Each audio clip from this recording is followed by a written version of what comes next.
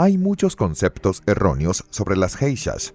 Uno de ellos, y quizás el papel principal, es que eran prostitutas.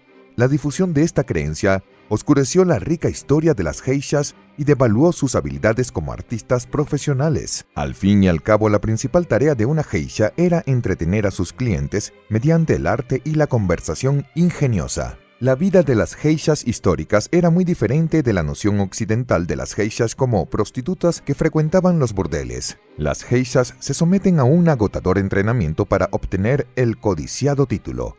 Además, durante el periodo Edo 1603-1868 y durante algún tiempo después, convertirse en geisha era una de las pocas formas que tenían las mujeres japonesas de ganarse la vida decentemente y conseguir un poco de autonomía. En el video de hoy te contamos cómo era la vida de una geisha.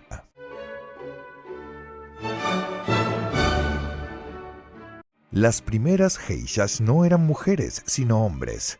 Esto se debe a que las restricciones sociales de la época no permitían que las mujeres se encargaran de la diversión y el entretenimiento. Estos hombres se llamaban taikomochi. A lo largo de los siglos desempeñaron muchas funciones de entretener al daimyo, en un papel similar al de los bufones de la corte, hasta cantar, bailar y contar chistes e historias. Alrededor del siglo XVII, muchos dejaron la corte y fueron contratados por cortesanos para que tuvieran el papel de entretener a los invitados. En el punto álgido de su popularidad, a mediados del siglo XVII, había más de 500 geishas masculinas en el Japón. Pero ese número disminuyó a medida que las mujeres ejercían la profesión. A finales del siglo XVII era una solución popular para los padres que necesitaban dinero para enviar a sus hijas a clase de canto y baile, con la esperanza de que siguieran estas profesiones. Estas jóvenes bailarinas se llamaban odoriko, y se cree que las geishas evolucionaron directamente de ellas. La palabra geisha apareció por primera vez cuando estas mujeres alcanzaron la edad de 20 años y por tanto ya no podían referirse a sí mismas como niñas. 20 es la edad de la adultez en Japón. Entre los diversos nombres que propusieron estaba el de geisha. En japonés, geisha significa practicante del arte. Los odoriko eran bailarines muy hábiles y aparte de su atractivo para los clientes era la castidad. Con el tiempo, muchos odoriko cayeron en la prostitución. La primera persona registrada como geisha fue una de estas prostitutas. Esto contribuyó a la creencia generalizada de que todas las geishas eran prostitutas. Sin embargo, la clase de mujeres conocidas históricamente como geishas, que seguían el ejemplo de sus predecesores masculinos, trabajando exclusivamente como artistas, no eran prostitutas. Lógicamente se ofenden al ser confundidos con prostitutas. Para no equivocarse, se atan los kimonos a la espalda. Las trabajadoras del sexo lo hacen por delante. La noción de que todas las geishas eran prostitutas se popularizó en Occidente cuando los soldados estadounidenses que servían en Japón durante la Segunda Guerra Mundial participaron en actos sexuales con mujeres japonesas que se vestían y pintaban la cara como geishas. Expertos como la antropóloga Lisa Dalby, que ha llevado a cabo una amplia investigación sobre las geishas, sostiene que estas mujeres que adoptaron el nombre de chicas geishas no eran geishas, sino que imitaban la apariencia de las geishas. A diferencia de las geishas tradicionales, estas mujeres no han tenido que someterse a un riguroso entrenamiento para obtener el título. También eran mucho menos selectivas con sus clientes, ya que muchas geishas se negaban a recibir a los estadounidenses. Otro factor que puede haber contribuido a la idea errónea de que todas las geishas eran prostitutas es la práctica del misuage. Antes de que un maiko, geisha en formación, pudiera convertirse en geisha, tenía que vender su virginidad a las mecenas que más pagara como parte de su ritual de mayoría de edad. Aunque se trataba de un acto puntual, vinculaba la profesión al servicio de pagar por sexo. Aunque esta práctica anticuada se prohibió en 1959, no se descarta que siga produciéndose hasta la actualidad.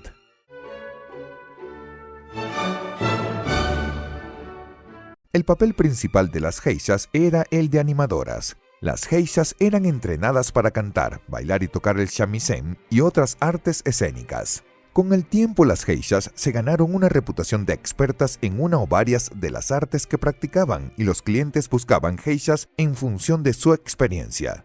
Para llegar a ser una geisha, las jóvenes debían someterse a un largo y extenso entrenamiento que podía comenzar ya a los 3 años y durar hasta los 20. Una geisha en formación se llamaba maiko y era guiada en los hábitos de geisha por su one-san o hermana mayor.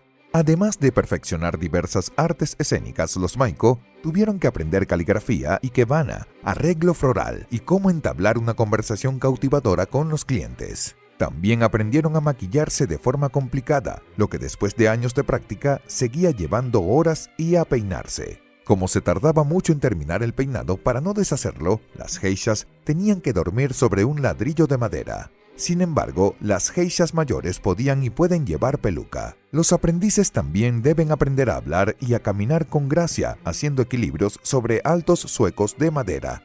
También se enseña a servir las bebidas con delicadeza sin mojar la manga del kimono.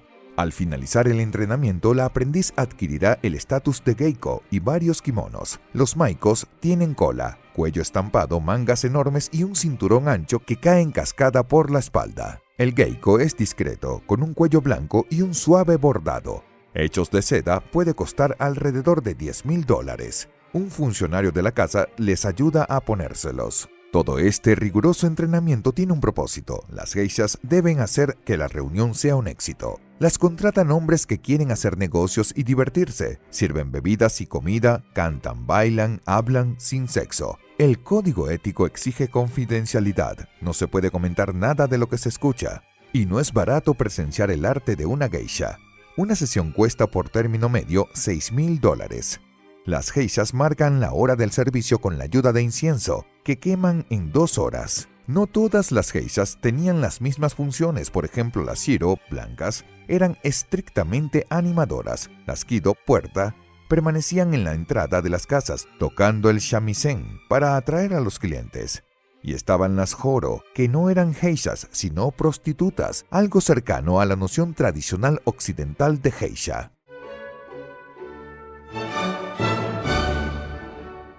Como ya se ha mencionado, convertirse en geisha requiere largos e incesantes años de entrenamiento, pero no era raro que las geishas siguieran activas a medida que envejecían.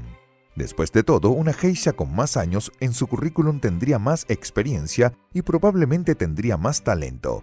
Estas geishas de más edad eran las mentoras de las jóvenes principiantes que esperaban convertirse en maiko. Algunas de estas geishas se convertirían incluso en propietarias de una casa de geishas. Muchas geishas eran libres de elegir cómo recibir a sus clientes y gozaban de muchas libertades que otras mujeres durante el periodo Edo e incluso hasta la Segunda Guerra Mundial no tenían.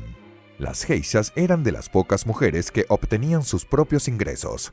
Después de pagar las deudas del hogar de las geishas, como el alojamiento, el entrenamiento, la comida y los kimonos, se quedaban con la mayor parte de su salario. A diferencia de la mayoría de las mujeres del periodo Edo, que recibían una educación limitada que giraba en torno al aprendizaje de las tareas domésticas, las geishas estudiaban una variedad de materias como literatura, poesía y política. La mayoría de las mujeres de la época eran vistas como poco más que esposas y madres. Muchos creen que las geishas eran sumisas y serviles, pero lo cierto es lo contrario. Se esperaba que las geishas fueran animadoras, y se les permitía conversar con los hombres sobre una gran variedad de temas, un privilegio del que no disfrutaban las esposas de muchos de sus clientes. Como su trabajo les exigía ser conversadoras ingeniosas, las geishas podían hablar con los hombres de igual a igual. En una época en que las mujeres tenían poco poder o posición social, las geishas operaban en una comunidad dirigida principalmente por mujeres. Las mujeres dirigían las casas de las geishas y se quedaban con la mayor parte de sus ganancias. Una vez pagadas sus deudas, las geishas podían independizarse quedándose con la mayor parte de su salario, salvo la cuota que pagaban a la casa como patrocinio. Los hombres no podían tomar decisiones en nombre de la geisha. A pesar de vivir en una época que daba poca o ninguna libertad a las mujeres, las geishas eran considerablemente independientes. En el momento de mayor popularidad, alrededor de 1900, había 25,000 geishas en Japón. Hoy en día, cerca de 1,000 y el riguroso entrenamiento aún continúa. Cabe recordar que la vida de estos profesionales se han contado en libros, películas y obras de teatro.